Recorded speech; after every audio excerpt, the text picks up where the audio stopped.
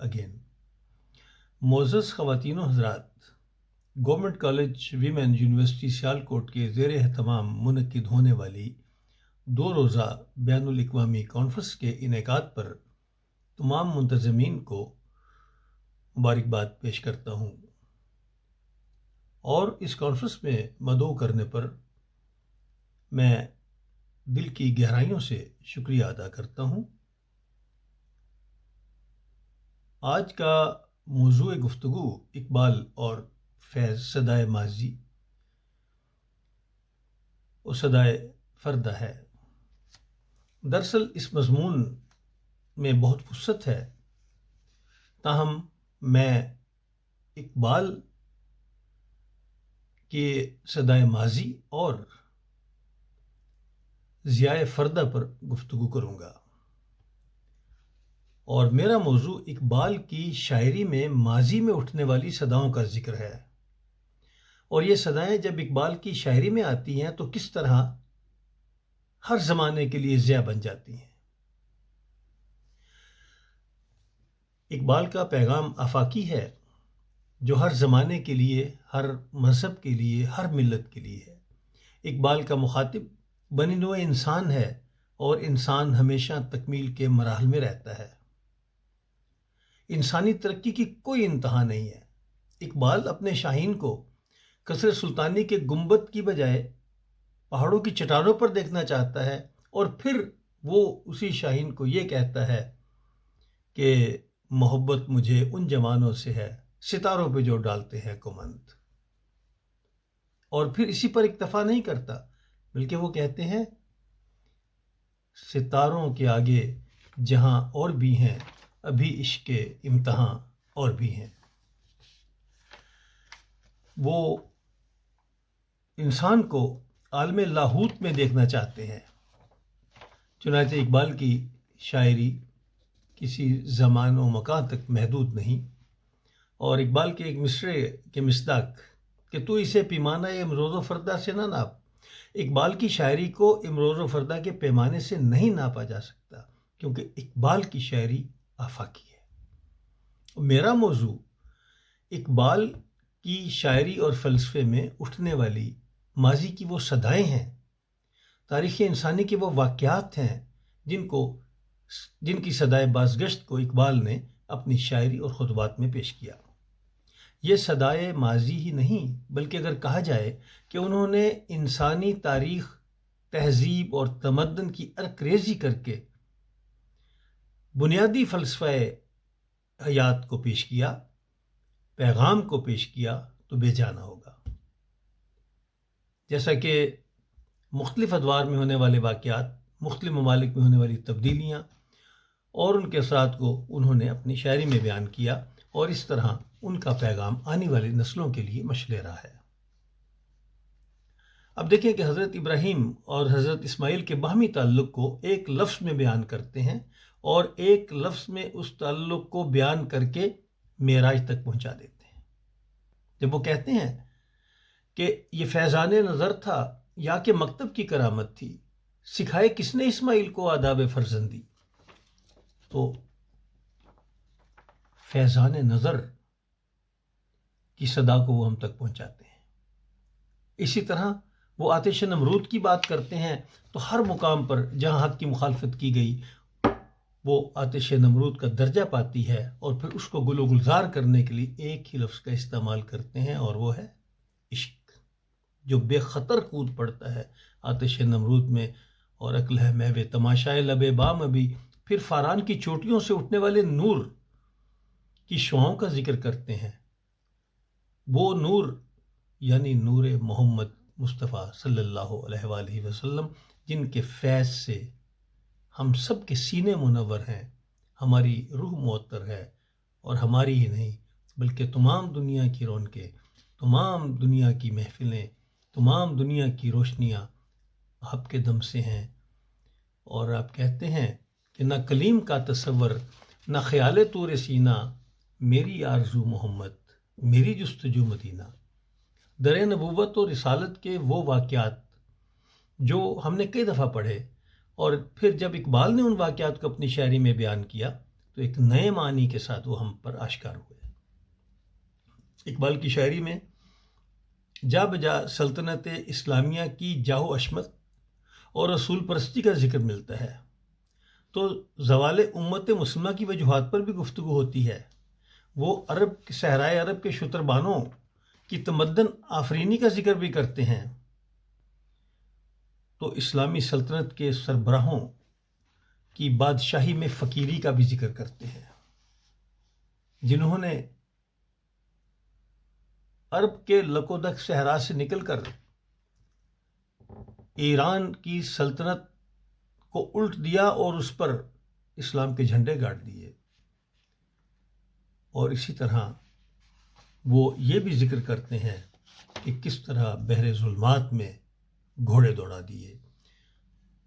اور اسلام جس کی تعلیم سے مغربی اقوام نے فیض حاصل کیا، ان کا بھی ذکر کرتے ہیں۔ اور پھر اس کا بھی ذکر کرتے ہیں کہ جب اسلامی تاریخ میں ایسی تبدیلیاں پیدا ہوئیں کہ اقبال نے کہا، گنوا دی ہم نے جو اسلاف سے میراث پائی تھی، ثریا سے زمیں پر آسمان نے ہم کو دے مارا۔ اور پھر جب یورپ میں وہ ان کتابوں کو دیکھتے ہیں، اس علم کو دیکھتے ہیں جس سے ہم فیض یاب نہ ہو سکے یا ہم اس کا حق ادا نہ کر سکے، تو کہتے ہیں کہ مگر وہ علم کے موتی کتابیں اپنے آبا کی، جو دیکھیں ان کو یورپ میں تو دل ہوتا ہے سی پارا۔ کبھی وہ رومی کے سوز و ساز اور تابناک فلسفے سے متعارف کرواتے ہیں، تو کبھی رازی کے فلسفے سے پردہ اٹھاتے ہیں۔ مولانا روم، جن کو اقبال اپنا روحانی استاد مانتے ہیں، انہیں پیر رومی بھی کہتے ہیں، تو اسی طرح آپ شیرازی کے فلسفے کا بھی پتہ دیتے ہیں۔ اقبال کی زندگی میں اقبال کا یورپ میں قیام انتہائی اہمیت کا حامل ہے، جو 1905 سے 1908 تک تھا۔ اس 3 سال کے عرصے میں علامہ اقبال نے یورپ سے جو سیکھا، جو انہوں نے مشاہدہ کیا، جو تجربات انہوں نے کیے، وہ ان کی سوچ میں اور ان کے فکر میں ایسی وسعت پیدا کی کہ ان کی شاعری میں، ان کے فلسفے میں بہت تبدیلیاں پیدا ہوئیں، اور انہوں نے یورپ کی تہذیب و ثقافت کو جب قریب سے دیکھا، یہاں کے شعراء، یہاں کے فلاسفرز کو پڑھنے کا موقع ملا، تو اقبال کا ویژن بہت وسیع ہو گیا۔ یورپ کے دورے کا جب ہم ذکر کرتے ہیں تو ہائیڈلبرگ کا دورہ خاص طور پر قابل ذکر ہے، جہاں اقبال نے 2 مہینے 22 دن قیام کیا، اور اس قیام میں اقبال نے یہاں کی خوبصورتیوں سے استفادہ کیا۔ اقبال کو ہائیڈلبرگ جرمنی کا شہر بہت پسند تھا، اور اقبال اس قیام کو جو انہوں نے ہائیڈلبرگ میں کیا، اسے اپنی زندگی کا خوبصورت خواب قرار دیتے ہیں، جس کا ذکر انہوں نے اپنے ایک خط میں، جو کہ انہوں نے ایما ویگیناسٹ کو لکھا، یوں ذکر کرتے ہیں، کہتے ہیں کہ یہ میری زندگی کا خوبصورت خواب تھا جسے میں دہرانا چاہتا ہوں۔ اسی طرح ہائیڈلبرگ کے دریا یعنی دریائے نیکر کے کنارے جب وہ خلش آرزو و جستجو سے مضطرب ہو کر بے اختیار رومی کی ایک دل انگیز غزل گنگناتے ہیں، تو اس سرمئی اندھیرے میں پہاڑ کے پار سے رومی کی روح پردوں کو چاک کرتی ہوئی نمودار ہوتی ہے، اور پھر رومی اقبال کو سیر افلاک پر لے جاتے ہیں۔ یہ سیر افلاک جس کا بیج اس دریائے نیکر کے کنارے پڑا، یہی بعد میں 20 سال کے بعد جاوید نامے کی صورت میں ہمارے سامنے آیا۔ اسی طرح آپ نے یورپ کے فلسفیوں کے فلسفوں اور ان فلسفوں کے معاشرے پر اثرات کا بھی بخوبی مطالعہ کیا اور مشاہدہ کیا۔ انہوں نے جرمن شاعر ہیگل، نیشے اور کانٹ کا بھی مطالعہ کیا، اور اسی طرح آپ نے گوئٹے سے بھی گوئٹے کا بھی مطالعہ کیا اور گوئٹے سے بہت متاثر ہوئے۔ ایک جگہ اقبال کہتے ہیں کہ میں اعتراف کرتا ہوں کہ میں نے ہیگل، گوئٹے، مرزا غالب، عبد القادر بیدل اور ورڈسورتھ سے استفادہ کیا ہے۔ ہیگل اور گوئٹے نے اشیاء کی مادی حقیقت تک پہنچنے میں میری مدد کی۔ اقبال نے آئنسٹائن کے نظریہ اضافیت سے متاثر ہو کر اس کی تعریف میں ایک نظم کہی اور بتایا کہ اس کے ضمیر منور نے روشنی کے اسرار کو فاش کر دیا۔ اسی طرح انگریز فلسفی لاک اور جرمن مفکر کانٹ اور برگسان کے فلسفے کا مقابلہ ایک شعر میں لالا و گل کے حوالے سے کیا، اور اسی طرح دوسرے مغربی شعراء کا ذکر بھی نقش فرنگ میں موجود ہے، جس میں ہنگری کا شاعر اور اسی طرح انگریز شاعر براؤننگ اور بائرن شامل ہیں۔ انہوں نے تاریخ کے اوراق سے کارل مارکس کا مطالعہ کیا اور لینن کے انقلاب اور اس کے پس پردہ پوشیدہ ان تمام وجوہات اور معروضات کو کس قدر خوبصورتی سے اپنی نظم لینن خدا کے حضور میں پیش کیا، اور پھر اس کا فرشتوں کا گیت اور پھر اس کا حل جو کہ فرمان خداوندی کی شکل میں ہمارے سامنے آتا ہے کہ اٹھو میری دنیا کے غریبوں کو جگا دو، کاخو عمرا کے در و دیوار ہلا دو، کیوں خالق و مخلوق میں حائل ہوئے پردے، پیران کلیسا کو کلیسا سے لڑا دو۔ اسی طرح جاوید نامہ میں منصور حلاج، مرزا غالب اور قرۃ العین طاہرہ کے بارے میں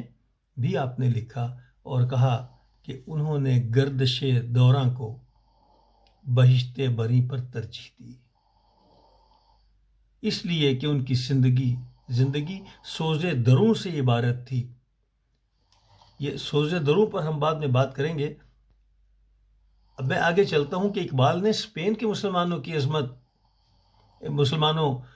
کی سلطنت کی عظمت اور زوال کا نقشہ مسجد قرطبہ میں کھینچا اور ماضی سے اٹھنے والی صداؤں کو اشعار میں بیان کیا۔ پھر ماضی کی صداؤں سے اقبال کی صدا اور فلسفہ اور حکمت کے جو فانوس روشن ہوئے، ان میں عشق اور خودی کا فانوس سر فہرست ہے۔ پھر صدائے ماضی اور ماضی کے واقعات میں انہوں نے عرق ریزی کر کے جو شاعری ہم تک پہنچائی، اس میں ایک فانوس علم و حرکت کا ہے، عمل و حرکت کا ہے۔ وہ کہتے ہیں کہ عمل سے زندگی بنتی ہے جنت بھی جہنم بھی، یہ خاکی اپنی فطرت میں نہ نوری ہے نہ ناری ہے۔ اور اسی طرح چلنا چلنا مدام چلنا، اقبال کا بنیادی پیغام حرکت ہے، اور حرکت کو ہی وہ زندگی سے مربوط کرتے ہیں۔ اور اس طرح ان کا ایک پیغام امت مسلمہ کی وحدت ہے، یعنی اتحاد بین المسلمین، اور اس اتحاد میں وہ تمام مسلمانوں کو ایک دیکھنا چاہتے ہیں اور اس کی اہمیت کو اجاگر کرتے ہیں اور کہتے ہیں کہ ایک ہوں مسلم حرم کی پاسبانی کے لیے، نیل کے ساحل سے لے کر تاب خاک کاشغر، اور وہ تمام مسلمانوں کو امت وحدہ دیکھنا چاہتے ہیں۔ اسی طرح اقبال نے جو چراغ روشن کیے، اس میں جیسا کہ ابھی میں نے عرض کیا کہ ایک چراغ سوز دروں کا ہے۔ سوز دروں اقبال کا ایسا پیغام ہے جو ایک طرف تو انسانیت کی عظمت کو اجاگر کرتا ہے، تو دوسری طرف انسان سے محبت اور بھائی چارے کی فضا کو عام کرتا ہے۔ وہ سوز و تپش کو عشق کا جوہر قرار دیتے ہیں، اور دل میں کہتے ہیں کہ دل میں سوز نہیں، اقبال کہتے ہیں کہ دل میں سوز نہیں تو انسان پیکر خاکی ہے۔ اگر دل میں سوز نہیں تو انسان پیکر خاکی ہے، اس میں روح نہیں۔ اور اس لیے وہ کہتے ہیں کہ گرماؤ غلاموں کا لہو سوز یقین سے، کنجشک فرومایا کو شاہی سے لڑا دو۔ اور پھر متائے بے بہا ہے درد و سوز آرزو مندی، بہت پیاری بات کی ہے۔ متائے بے بہا ہے سوز درد و سوز آرزو مندی، مقام بندگی دے کر نہ لوں شان خداوندی۔ اور پھر اسی سوز کو حاصل کرنے کے لیے اور اسی سوز سے آشنا کرنے کے لیے وہ یہ تعلیم دیتے ہیں کہ خدا تجھے کسی طوفان سے آشنا کرتے کہ تیرے بحر کی موجوں میں اضطراب نہیں۔ جب تک انسان کے اندر اضطراب نہیں ہوگا اسے سوز دروں کا پتہ نہیں چلے گا، اور جب سوز دروں کا پتہ نہیں چلے گا تو وہ عشق کے مراحل کو سمجھ نہیں سکتا۔ اسی لیے جب ہم دیکھتے ہیں کہ اقبال انسان کے اندر انسان کو مضطرب دیکھنا چاہتے ہیں، وہ کہتے ہیں جب تمہارے اندر اضطراب ہوگا تو احساس ہوگا، اور اسی طرح وہ سوز و ساز رومی کو سمجھنے میں بھی آسانی ہوگی، اقبال کے پیغام کو سمجھنے میں بھی آسانی ہوگی۔ خود اقبال کہتے ہیں اسی کشمکش میں گزری میری زندگی کی راتیں، اسی کشمکش میں گزری میری زندگی کی راتیں، کبھی سوز و ساز رومی کبھی پیچ و تاب رازی۔ اسی سوز و ساز کو حاصل کرنے کے لیے اور اسی فلسفے کو سمجھنے کے لیے ان کی اپنی راتیں بھی اضطراب میں گزرا کرتی تھیں، اور یہ سب سے بڑا فانوس ہے جو انسان کے قلب کو اور نظر و قلب کو نور بصیرت اور نور بصارت عطا کرتا ہے، جس کی روشنی ہمیشہ پھیلتی رہے گی۔ اور پھر جیسے میں نے پہلے عرض کیا کہ اقبال کی روشنی کسی مذہب، ملت، قوم تک محدود نہیں، وہ ان حد بندیوں سے آزاد ہے، وہ بلا تخصیص ہر معاشرے کے ہر انسان کے لیے اپنا پیغام چھوڑتے ہیں۔ اور پھر ان کا ایک جو سب سے اہم فانوس ہے جو کہ ہمیں روشنی دیتا ہے، جو ضیاء دیتا ہے، وہ عشق کا فانوس ہے، اور ایک خودی کا فانوس ہے جس کی ضیاء پاشی سے روح جذبہ عشق و مستی میں سرشار ہو جاتی ہے، اور وہ خودی کے مرحلے طے کرنے کے بعد ایک مرحلہ بے خودی کا آتا ہے۔ اقبال نے اپنے پہلے شعری مجموعہ، جو کہ اقبال کا پہلا شعری مجموعہ فارسی میں شائع ہوا، جس کا نام انہوں نے اسرار خودی رکھا، اور پھر اس کا دوسرا شعری مجموعہ جو کہ اس کے بعد شائع ہوا، اس کا نام رموز بے خودی رکھا۔ تو اسرار خودی کے بعد پھر وہ بے خودی کی بات ہوتی ہے، اور بے خودی اقبال کا جو فلسفہ ہے وہی فلسفہ عشق ہے۔ اور اسی طرح اقبال بے خودی کو عشق سے تعبیر کرتے ہیں اور کہتے ہیں کہ جوہر زندگی ہے عشق اور جوہر عشق ہے خودی۔ جوہر زندگی ہے عشق، جوہر عشق ہے خودی، لیکن افسوس خودی کی تلوار نیام کے پردے میں چھپی ہوئی ہے۔ اقبال اسے بے نیام کرنے کی تلقین کرتے ہیں، اور خودی سے عشق کے لامتناہی سمندر میں غوطہ زن ہو کر گوہر انمول حاصل کرنے کی بات کرتے ہیں۔ وہ انسان کو حسن ذات سے آشنا کرتے ہوئے محبوب ازلی کی خبر دیتے ہیں، اور یہ وہ قوت محرکہ ہے جو انسان کو منزل مقصود پر لے جاتی ہے۔ عشق ہی وہ جذبہ باطن ہے جس کا تعلق کائنات کے پردوں کو ہٹا کر حقیقت کی بلا واسطہ معرفت حاصل کرتا ہے، جو کائنات میں جوش حیات اور ذوق نمو کا باعث بنتا ہے۔ گویا عشق حقیقت ہستی کا بلا واسطہ مشاہدہ کرتا ہے۔ عشق زمان و مکان کی حدود سے نکل کر اس لامحدود عالم میں پہنچ جاتا ہے جہاں حقیقت مطلق بے حجاب نظر آتی ہے، اور یہ معرفت کا مقام ہے، یہی ضیاء ماضی ہے اور یہی ضیاء فردہ ہے۔ عشق دم جبرائیل، عشق دل مصطفیٰ، عشق خدا کا رسول، عشق خدا کا کلام۔ اور پھر کہتے ہیں کہ قوت عشق سے ہر پست کو بالا کر دے، دہر میں اسم محمد سے اجالا کر دے۔ اور پھر کہتے ہیں کہ عشق کی گرمی سے ہے مارکائے کائنات، عشق کی گرمی سے ہے مارکائے کائنات، عشق مقام صفات، عشق تماشائے ذات، عشق سکون و ثبات، علم مقام صفات، عشق تماشائے ذات، اور عشق سکون و ثبات، عشق حیات و ممات، اور پھر عشق کے ادنا غلام کو صاحب تاج و نگی قرار دیتے ہوئے کہتے ہیں کہ علم ہے پیدا سوال، عشق ہے پنہاں جواب۔ بہت شکریہ، شفیق مراد، جرمنی۔